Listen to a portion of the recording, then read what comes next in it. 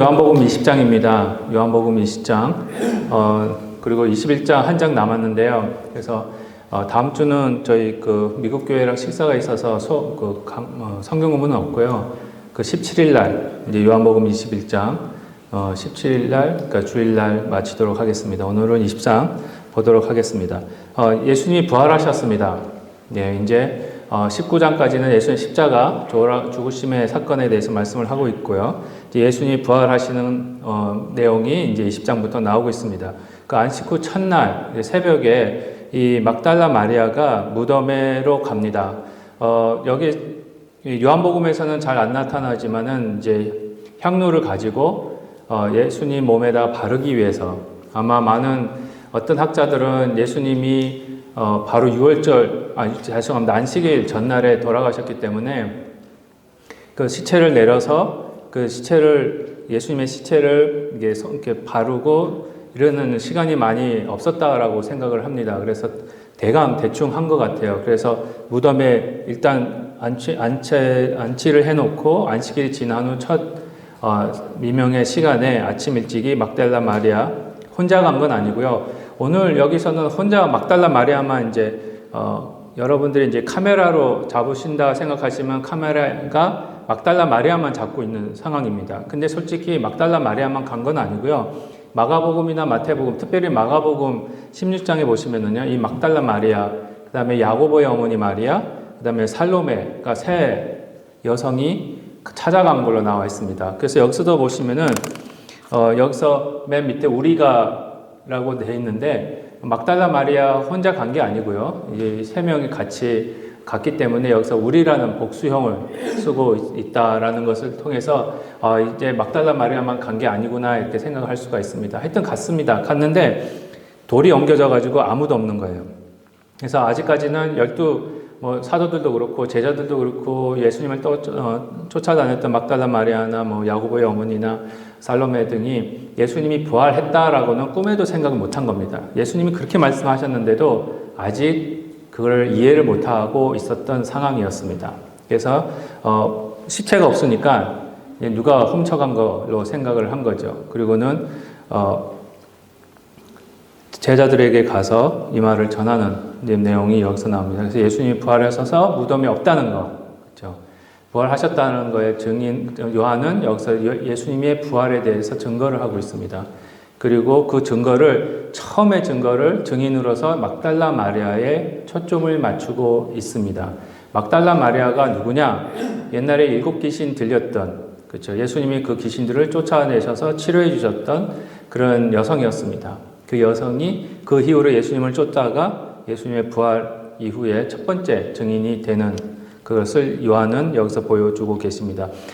여기서 성경은요, 세상의 세계관이랑 거꾸로 가고 있다는 것을 여러분들이 여기서 한번 살펴보셨으면 좋겠습니다. 성경은요, 세상이 가는 방향으로 가지를 않습니다. 계속 거꾸로 갑니다. 근데 이 1세기 때는 법적인 증인으로서 법적인 혈육을 가질 수 있는 사람의 말은 남성이었습니다. 여성의 증인은 믿지를 않았습니다. 그렇게 효력이 없습니다. 근데 성경은 남성이 아니라 제자들이 아니라 막달라 마리아였습니다. 첫 번째 증인을 여성으로 선택하고 있는 거예요. 하나님이 그렇게 하셨지만요. 그러니까 세계관을 뒤집어 놓기 시작하는 겁니다. 여기서부터 새로운 세계가 시작된다라고 예수님의 부활과 함께 새로운 세계가 시작된다, 새로운 시간이 시작된다, 새로운 시대가 시작된다라는 것을 어떻게 보면 선포하고 계신다는 것을 알 수가 있습니다. 그래서 부활은요, 단순히 예수님이 죽었다가 살아나신 것도 있지만 그 외에 부활하심으로 인해서 새로운 세상을 이 땅에 시작하시는 그런 예수님의 놀라운 역할을 여기서 보여주고 계십니다. 그랬을 때에 제자들이 옵니다. 제자들이 왔는데 베드로하고 예수님이 사랑하시던 제자 이렇게 얘기를 하는데 아마 저희들은 요한이라고 많이 얘기를 합니다. 그래서 베드로와 요한이 갔는데 베드로가 좀 천천히 갔어요. 그렇죠? 요한이 젊으니까 발이 뛴 거예요. 근데 요한은 딱 무덤에 가서는 들어가지는 않고 이게 무덤이 이렇게 크진 않습니다. 이제 9%다는 것이 마만 무릎을 꿇고 허리를 이렇게 굽혀서 이렇게 조그만 뭐랄까요, 구멍에다가 이렇게 본 것 같아요. 그래서 아마 사람 키, 입구가 사람 키 정도는 아니고요. 한 사람 키 반 정도 되지 않았을까. 그렇게 생각을 합니다. 그래서 굽으러서 세마포 놓인 것을 보고 들어가진 않았지만 베드로는 와가지고 보니까 이제 세마포가 놓여 있고 머리를 쌌던 수건은 세마포와 함께 놓이지 않고 딴 곳에 쌌던 대로 놓여 있더라. 이렇게 얘기를 합니다. 이 장면을요, 여러분들이 한번 상상을 해보시기 바랍니다. 7장에 특별히 시몬 베드로가 무덤에 들어가 봐서 세마포의 위치를 보여주고 있습니다. 요한이 이 세마포의 위치를 얘기를 하고 있어요. 다른 복음서하고는 조금 다릅니다. 다른 복음서하고 좀 다른데 이 요한은 이 세마포가 어디에 놓였냐? 머리를 쌌던 수건은 세마포와 함께 놓이지 않고 딴 곳에 쌌던 대로 놓여 있더라. 이 장면이 어떤 장면 같으세요? 어떻게 생각하십니까? 예수님이 부활하셨습니다. 근데 여러분들이 가서 봤다고 생각하시면 만약에 이게 TV로 이제 성화로 만들어졌다 그러면은 그 장면, 이 장면을 어떻게 표시하고 있을까? 혹시 옛날에 성화 보신 예수님의 복음서를 가지고 영화로 만든 거를 보신 적 있으시는 분들은 그 무덤에 들어갔을 때 세마포 옷들이 예수님을 시체를 쌌던 옷들이 어떻게 놓여 있었습니까?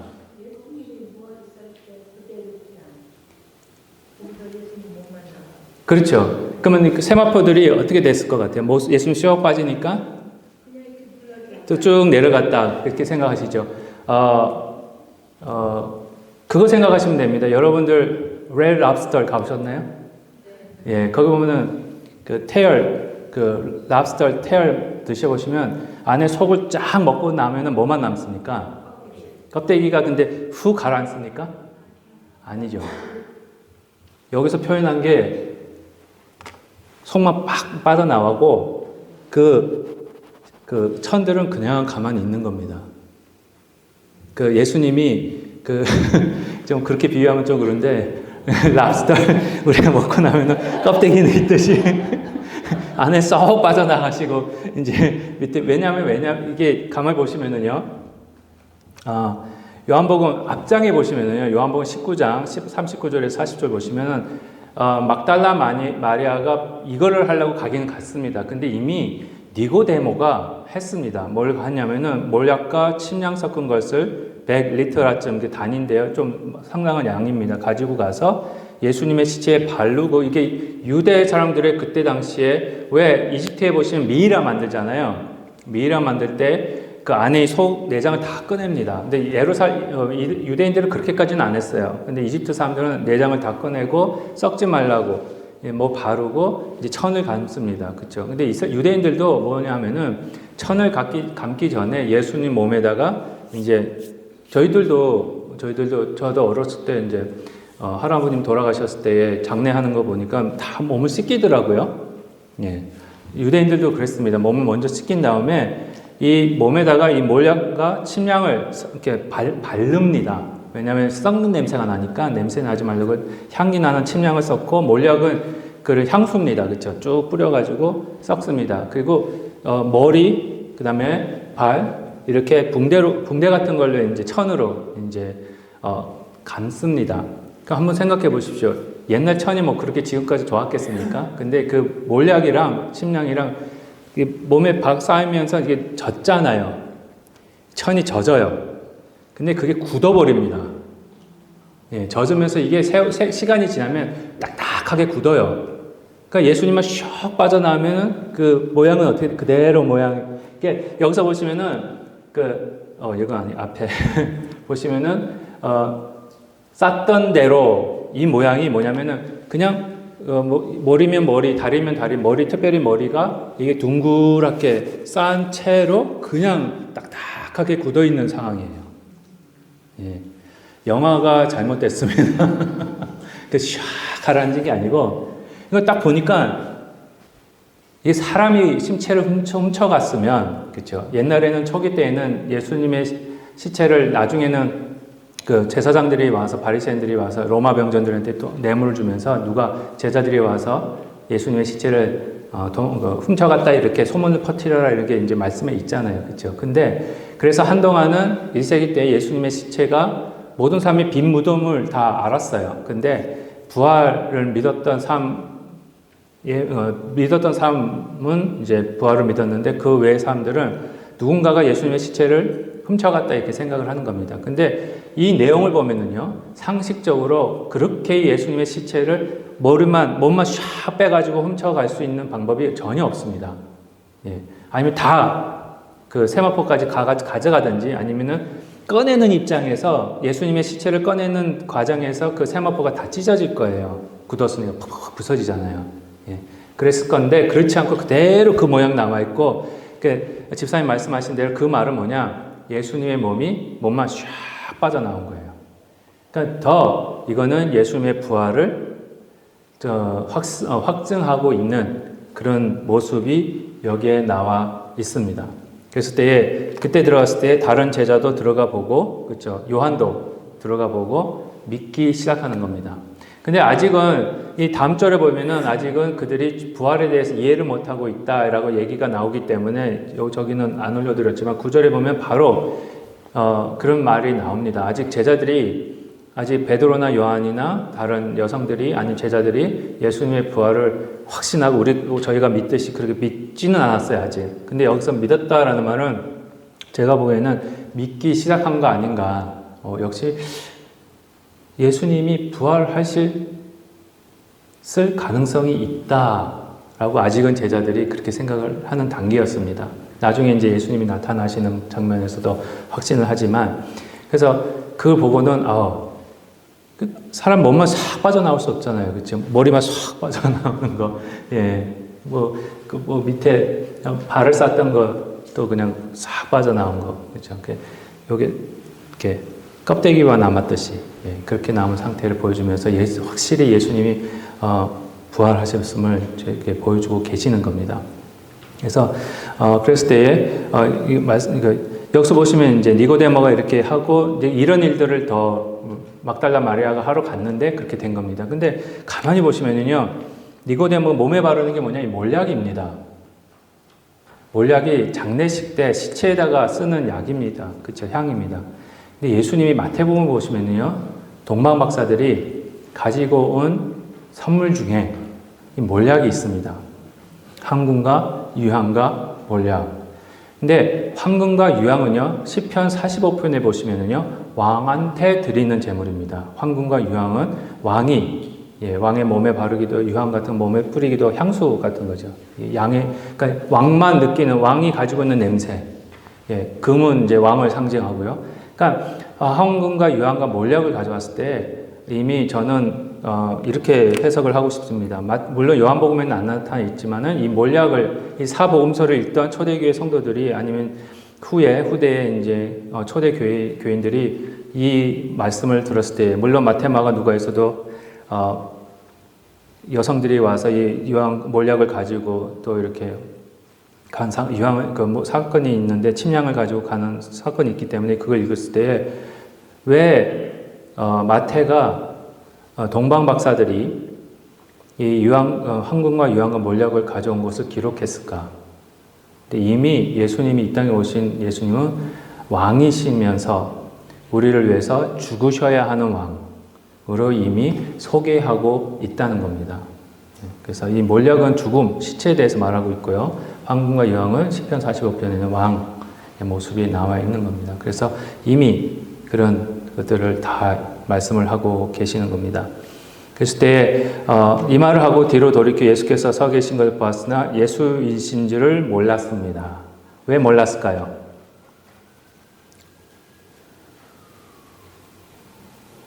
왜 몰랐을까요? 그렇게 3년 넘게 쫓아다니셨는데, 막달라 마리아가. 예? 그쵸? 나중에도 이제 나오지만 예수님의 모습이 달라졌기 때문에 그렇습니다. 알아볼 수가 없는 거예요. 근데 여기서 이제 또 말씀드리겠지만은 예수님의 부활하시기 전의 몸과 부활하신 후의 몸은 완전히 다릅니다. 부활한 후의 몸은요, 부활하기 전의 모습, 원래 가지고 있었던 모습에 더 완전한 걸로 회복됐다, 더 이렇게 상승됐다, 업그레이드 됐다가 아닙니다. 예, 저희들은 이제 신학학자들은 어떻게 생각하냐면은 물론 신학자들마다 약간씩 다릅니다. 근데 저도 그렇고 다른 분들도 그렇게 설명을 하시기 때문에 저도 나만 이렇게 생각하는 게 아니구나라는 것을 확신을 가지고 여러분한테 말씀드릴 수 있는데 부활하는 몸은요 새로운 몸입니다. 다시 창조된 몸입니다. 전혀 못 알아봤어요. 근데 목소리가 같아서 알아들은 것 같아요. 예, 근데 목소리는 안 변하신 것 같은데 하여튼 모르겠으니 그것까지는. 예, 그런데 몸은 확실히 새로 창조된, 그래서 사도 바울도 새로 창조된 피조물이라고 말한 게, 이 새로운 피조물이라는 게 새로운 창조입니다.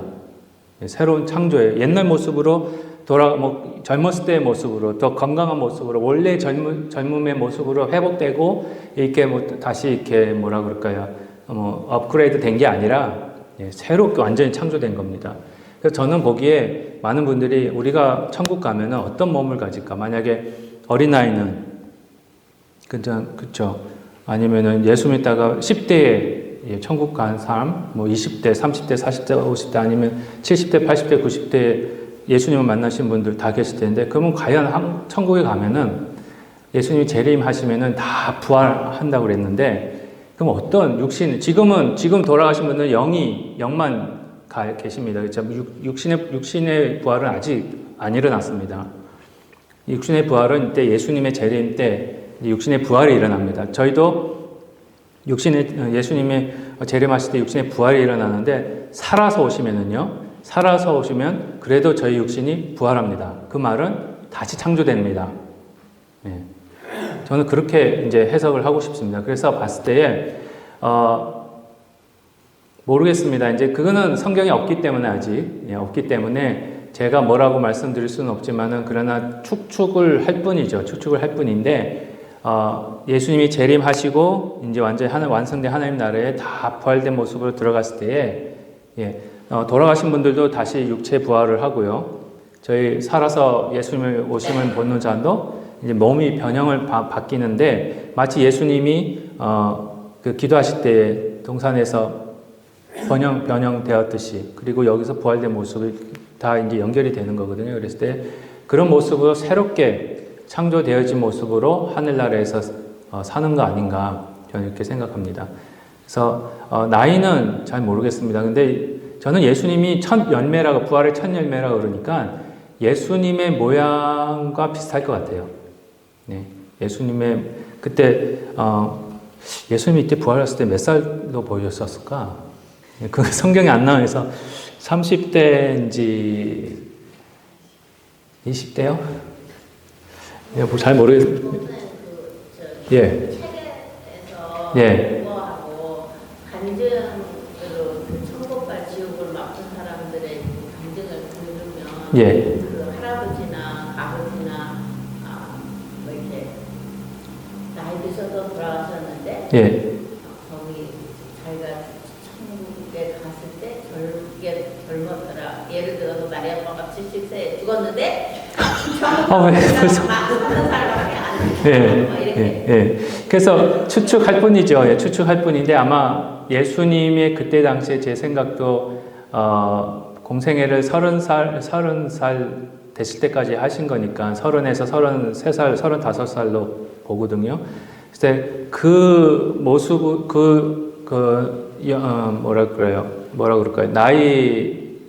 나이에서 새로 창조된 모습으로 되지 않았을까, 그 생각은 합니다. 근데 나이가 그렇게 중요한 것 같지는 않아요. 그래서 말씀을 안 하신 것 같아요. 그냥 젊어 보인다는 것은 맞는 것 같은데, 동산직이라고 보니까 아마 일할 수 있는 나이, 그렇죠? 예, 그 동산에서 직이처럼, 여기서 마리아가 동산직인 줄 알고 그랬을 때 아마 동산을 지키면서 지킬 수 있는 그 정도의 그 연령대층 안에서 새롭게 변화된 모습을 본 거 아닌가 했을 때, 저희도 그렇게 되는 거 아닐까, 이렇게 생각을 합니다. 그래서 여러분들 희망을 가지시고 이제 다 젊은 아름다운 모습으로 이렇게 다시 새로운 창조, 이 새로운 창조라고 말할 수밖에 없는 게 이제 앞으로 계속 이 새로운 창조가 나옵니다. 이 부활 자체가 계속 말씀드리지만 새로운 시대의 시작입니다. 새로운 창조의 시작입니다.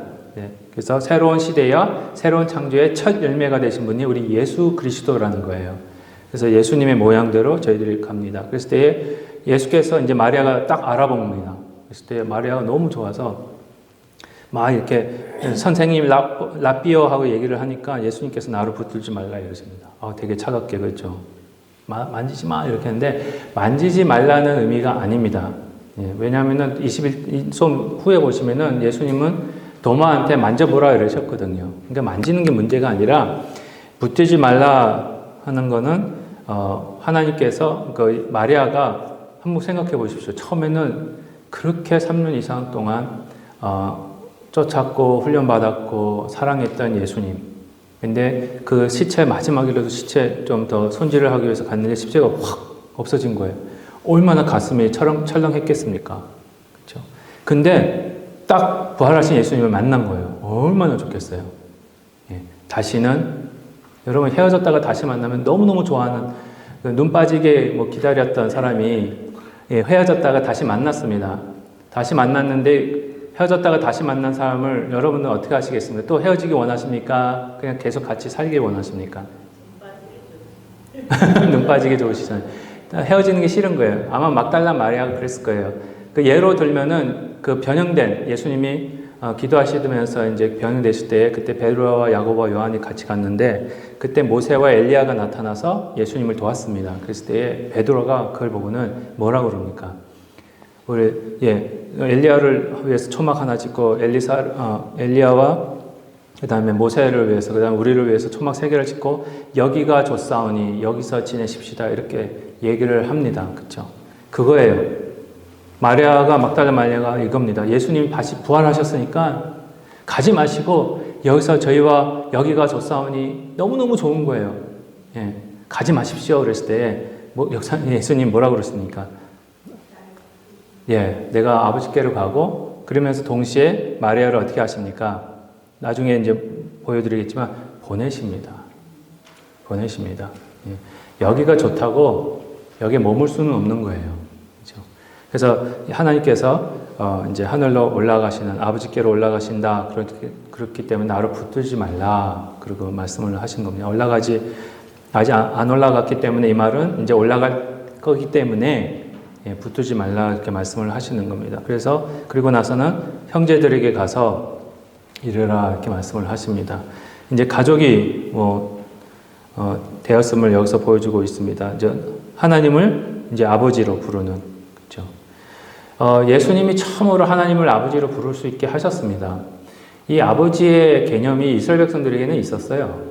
구약에는 분명 보면 하나님이 아버지십니다. 남편도 되시고 그렇지만 감히 이스라엘 백성들이 하나님을 아버지라 부를 수가 없었어요. 지금도 그럴 겁니다. 지금도 보시면은 유대 회당에 가시면 1세기 때는 더 했고 성경이 지금도 유대 회당에서는 두루마리로 씁니다. 그렇죠. 저희처럼 책으로 된 게 아니고 두루마리 쫙 돼 있는데 사진은 안 가져왔는데 이분들이 저희는 성경 말씀 막 담대하게 막 이렇게 만집니다. 그렇죠. 성경 읽을 때 줄 막 뛰어넘을까봐 이렇게 손으로도 막 잡으면서 이렇게 읽으시잖아요. 그렇죠. 유대인들에게는 상상조차 할 수 없는 일입니다.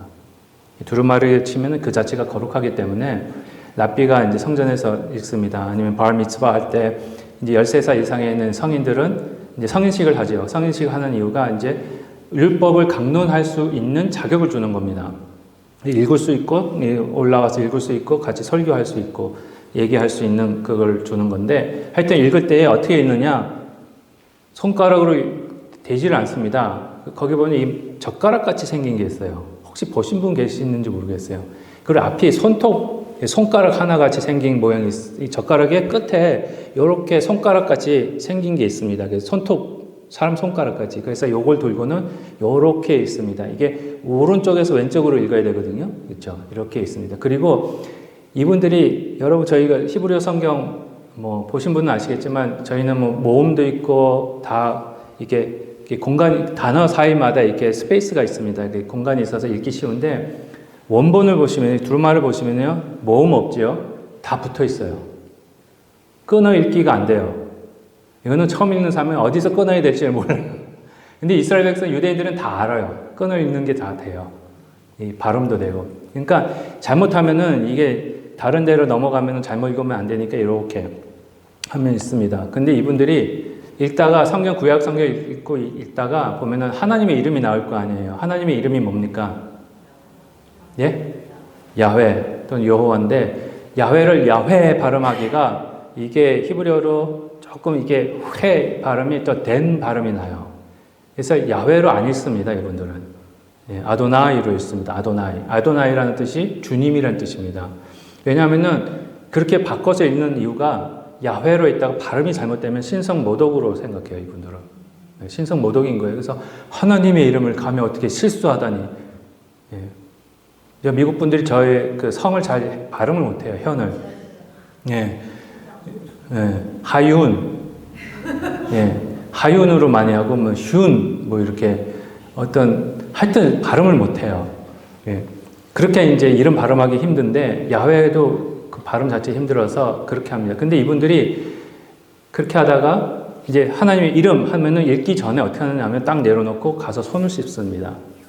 그리고 위에 이렇게 머리 쓰는 거 랍비들이 쓰잖아요. 그거 쓰고 이제 읽는데 그 다시 정리를 한 다음에 아도나이 하고 있습니다. 그리고 또 가다가 야훼 이름이 나오면, 아도나이 이름이 나오면 또 손 씻고 또 해서 그 정도로 하나님의 이름을 신성하게 합니다.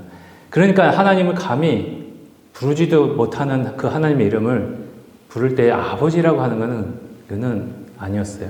개념은 있었지만 아버지인데 아버지라고 못 부르는, 그렇죠? 마치 조선 시대에, 그렇죠? 아버지인데 아버지라고 다 그거 생각하고 계셨을 것 같아. 아버지인데 아버지라고 못 부르는. 근데 그거를 예수님이 바꿔주세요.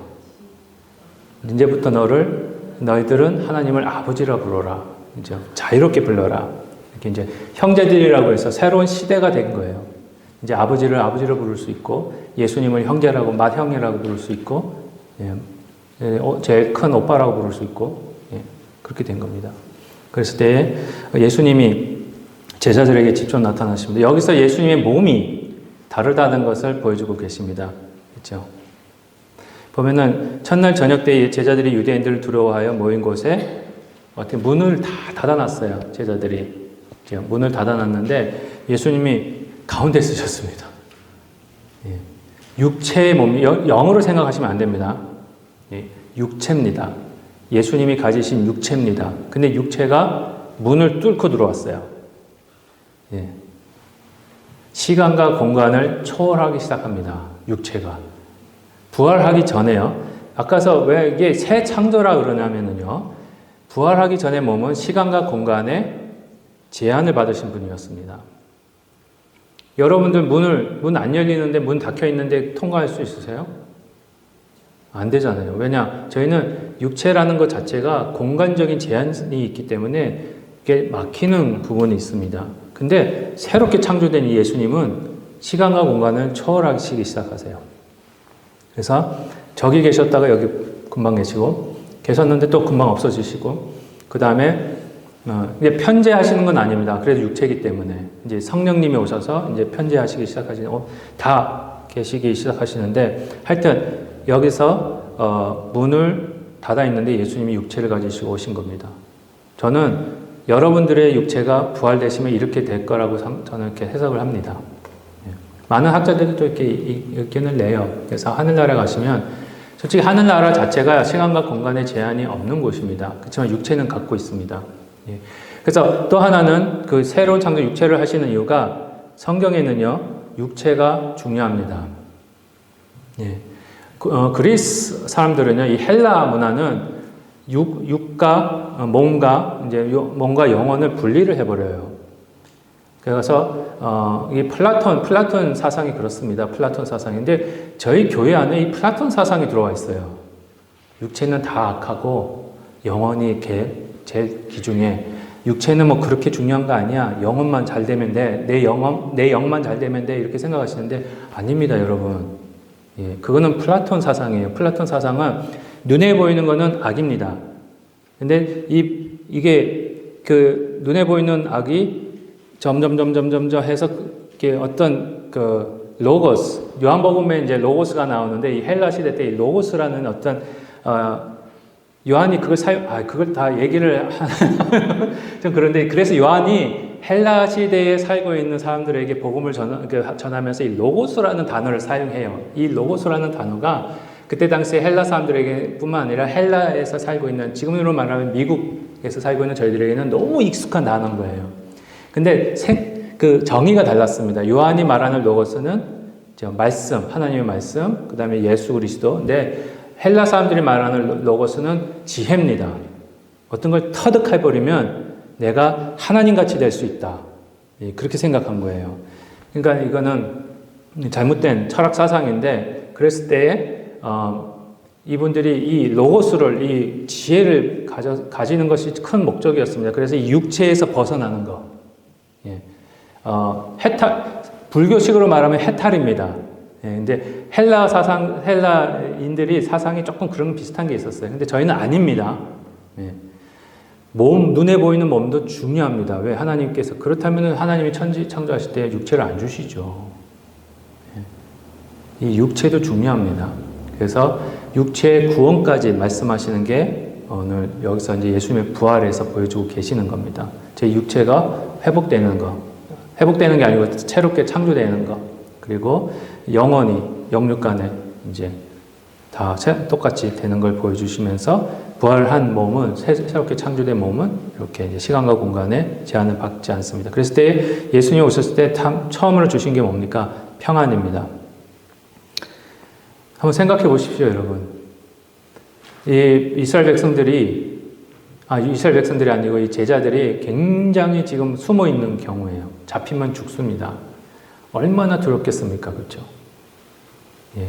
모든 걸 다 잃어버린 상황들입니다. 모든 걸 잃어버렸고, 힘도 잃어버렸고, 어떻게 보면은 바리새 그 제사장 그 유대 사회에서 출교를 당하는, 예수님을 쫓았기 때문에 출교를 당할 수밖에 없는 그런 위치에 있었습니다.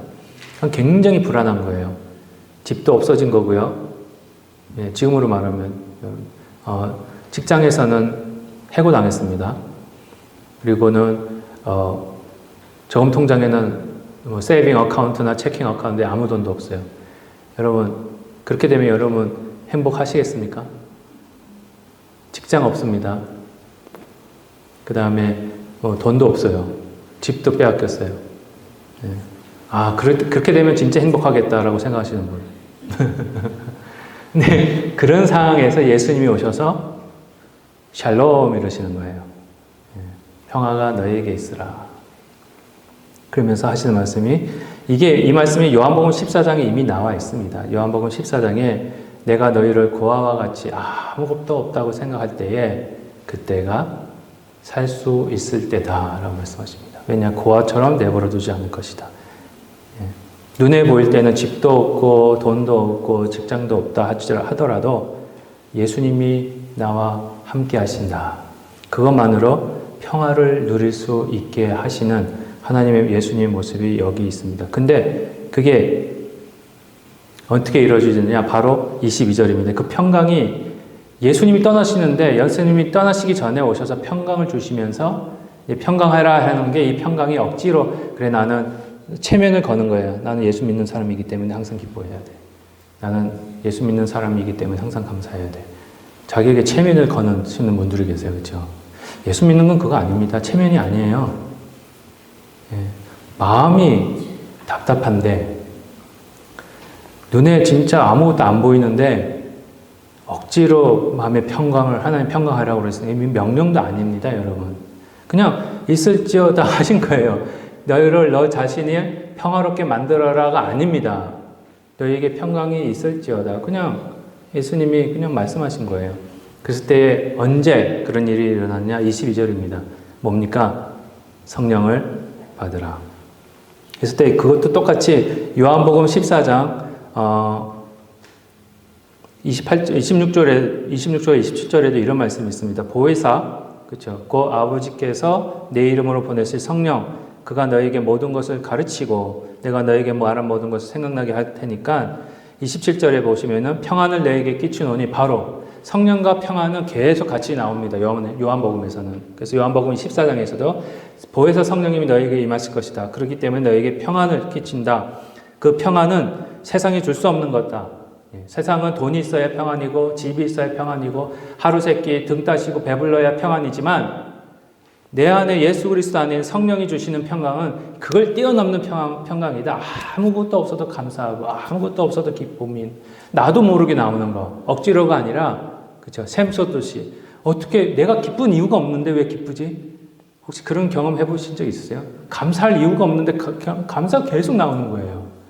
근데 세상을 보면은 내 상황을 보면은 전혀 그렇지는 않은데 그것이 성령의 역사라는 겁니다. 근데 여기서 보시면은요. 어떻게 하십니까? 예수님이 그들을 성령을 받으라 해서 말씀하십니까? 어떻게 하셨으면 여기서 숨을 내쉬며 성령을 받으라. 여기서 성령이란 숨이랑 구약에서는 같은 단어입니다. 숨을 내쉬며 예수님이 후 하고 부르시면서 성령을 받으라 이러십니다. 근데 이 사건이 구약에 있어요. 두 군데 나와요. 혹시 기억나시는 데 있으세요? 창세기, 그렇죠?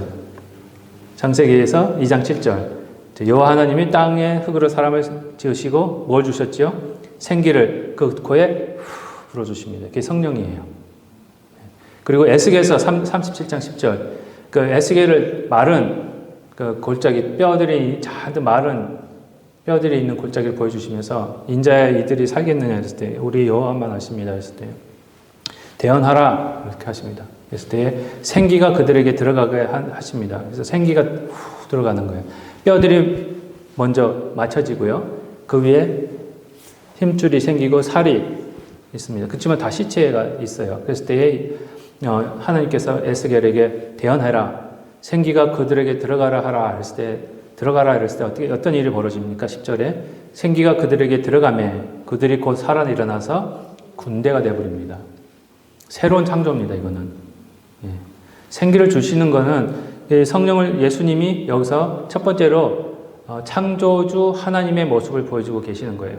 하나님께서 창세기 때에 천지를 창조하시듯 그리고 사람을 창조하셔서 생기를 불어넣으셔서 살아있는 사람이 되도록 하신 거. 또 에스겔서 37장에서도 생기를 주셔서 다 말라 비틀어진 그렇죠?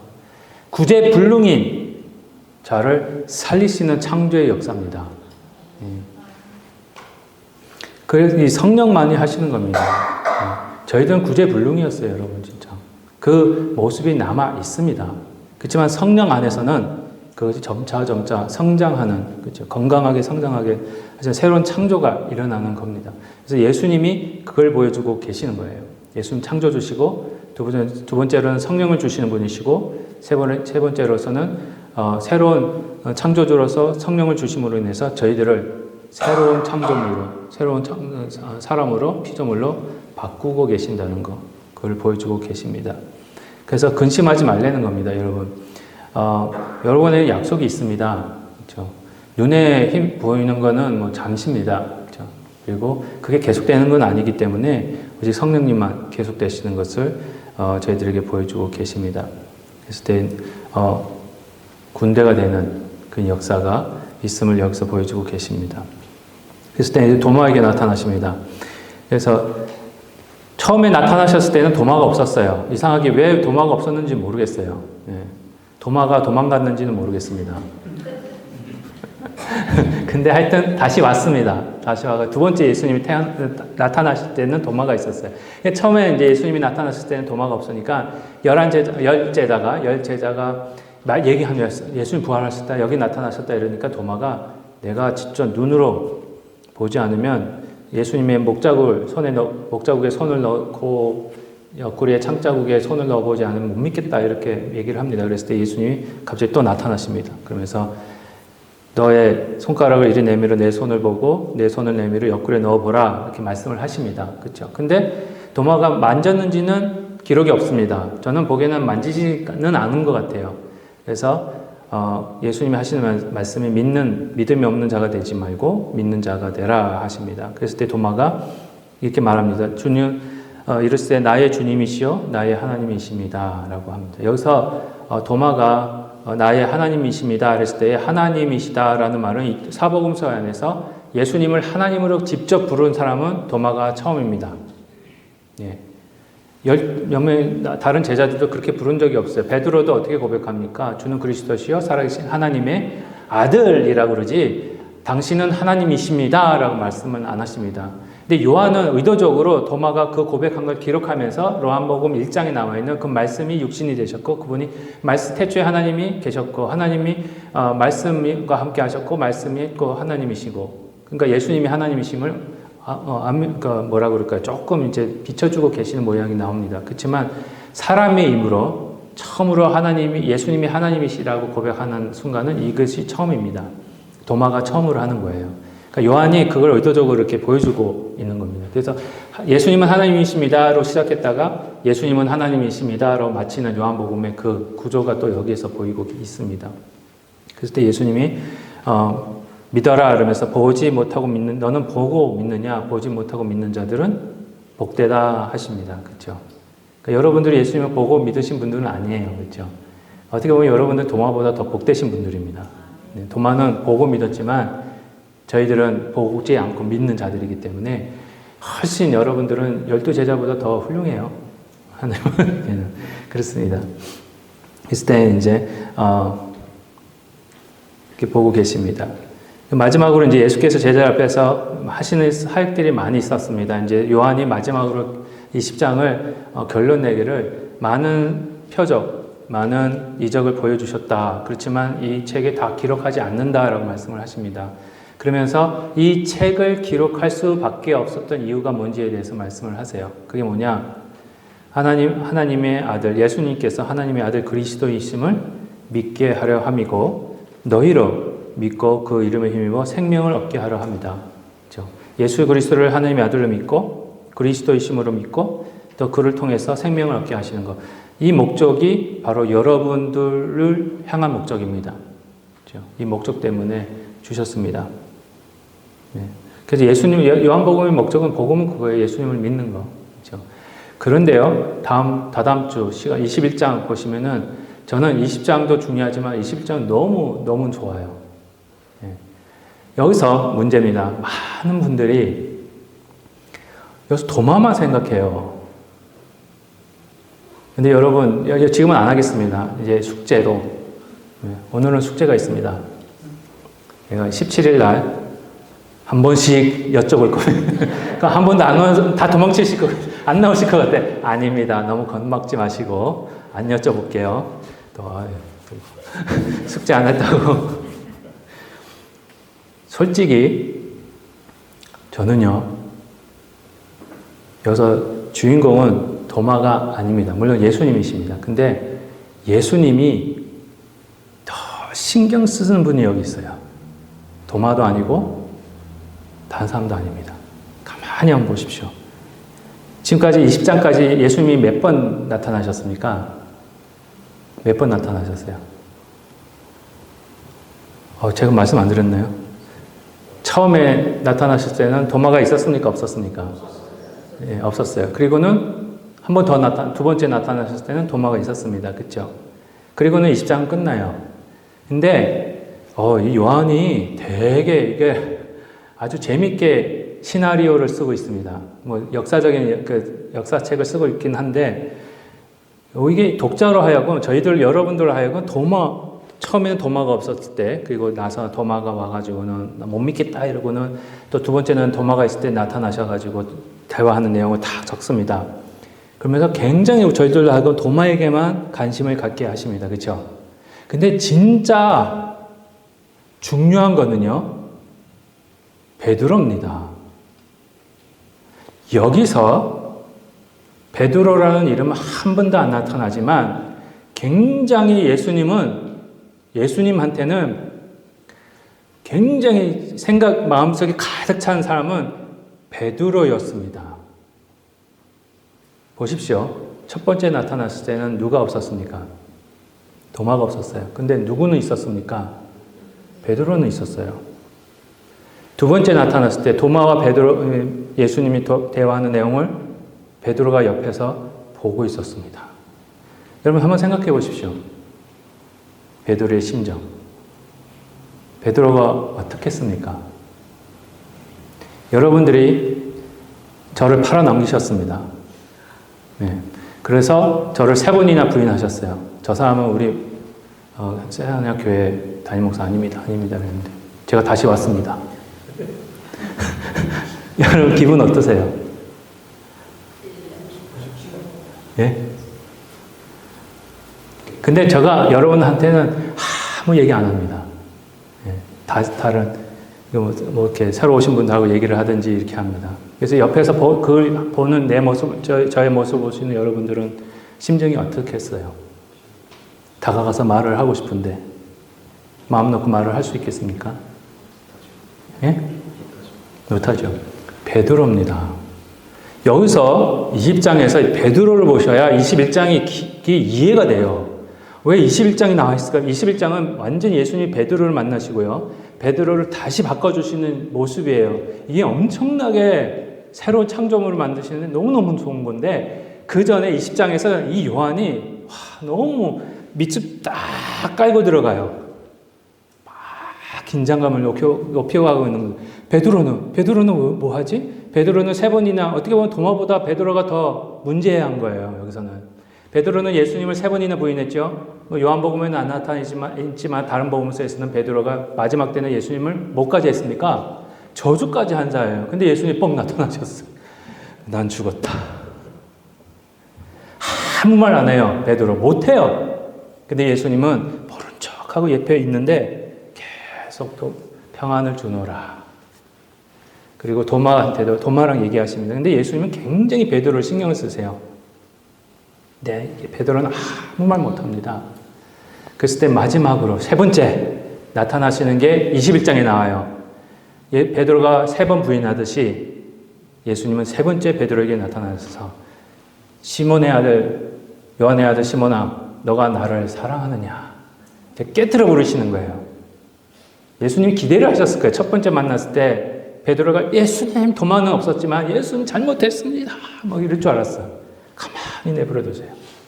두 번째 만났을 때도 도마하고 얘기하실 때 예수님 죄송합니다. 제가 예수님 못 믿었습니다 하고 베드로가 회개할 줄을 기대하셨을 수도 있어요. 안 하니까 가만히 계시는 거예요. 3번째 안 되겠다. 첫사람을 회복시켜줘야지 얘를 안 되겠다. 그래서 딱 판을 깔아놓으십니다. 이 21장이에요. 판을 쫙 깔아놓으세요. 이 판이 뭔지 아세요? 처음 베드로 만났을 때랑 똑같습니다. 네, 21장 가서 말씀드리겠지만 똑같이 베드로가 처음 예수님을 만나서 저는 죄인입니다. 예수님 가십시오 했을 때 뭐 하고 있었습니까? 고기 잡고 있었어요. 밤새도록 잡고 있었는데 못 잡았어요. 그랬을 때 얘들아 예수님이 처음 만나셨을 때 고기 잡았느냐? 못 잡았습니다. 우편에다가 내려 어떻게 됐습니까? 그 상황이 요한복음 20장에 나와요. 아무 말 안 합니다. 진짜 우리 예수님 완전히 그 사람 대하는 거에 기술자예요. 마음을 밀당을 너무 잘하세요. 말 잘하셔가지고 아무 말 안 하시다가 얘들아 고기 잡았냐? 했을 때 베드로가 주여 밤새도록 잡았는데 못 잡았습니다. 던져라. 어떻게 됩니까? 150마리. 그늘이 찢어지도록. 그러니까 베드로가 그 장면을 보고는 그 판 깔아놓으신 걸 딱 보고는 죄송합니다. 이런 표현을 써서 죄송한데 보고는 뭐가 기억나겠습니까? 내가 처음 예수님을 만난 날.